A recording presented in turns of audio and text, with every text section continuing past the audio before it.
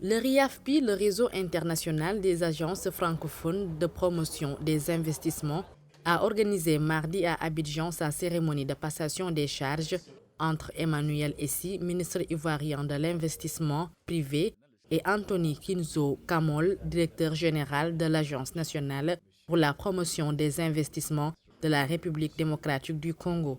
À l'occasion de cette cérémonie, le président sortant du RIAFPI a félicité son successeur tout en rappelant les difficultés auxquelles il devrait faire face. Maintenant, les choses s'améliorent, hein? Mais il y a 10, 15 ans, même 5 ans, les API n'avaient pas de personnalité en tant que telle. Exact. On les considérait plutôt, souvent les ministères les considéraient même comme des concurrents, au lieu de les considérer comme des partenaires. C'est ce que je voulais dire. Mais les choses s'améliorent, mais il reste encore beaucoup à faire.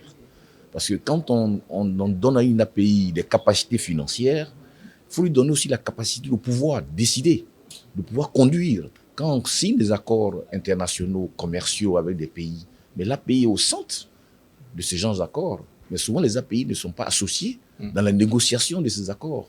Et après, on est obligé, nous, derrière, de venir chercher à faire des compléments ou alors à rajouter des MOU pour pouvoir rattraper. Donc, c'est un peu ce que nous voulons dire.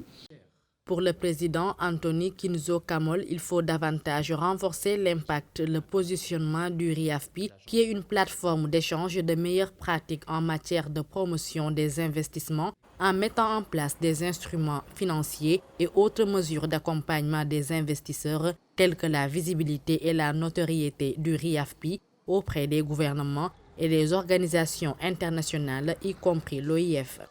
L'un des gros défis, c'est les questions financières. Pas seulement pour les agences, mais aussi pour les opérateurs économiques, et aussi pour les petites et moyennes entreprises, mais aussi pour les startups. Parce que lorsque nous faisons la promotion d'investissement, nous sommes en train de rechercher à ce qu'il puisse y avoir une promotion d'investissement dans le secteur local. Ça veut dire que les pays africains ont des sérieux problèmes pour l'accès au crédit.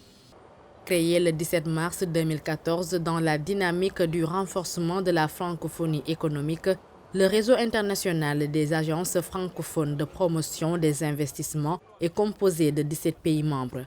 Il met au cœur de ses priorités le renforcement des capacités du personnel des agences membres du réseau.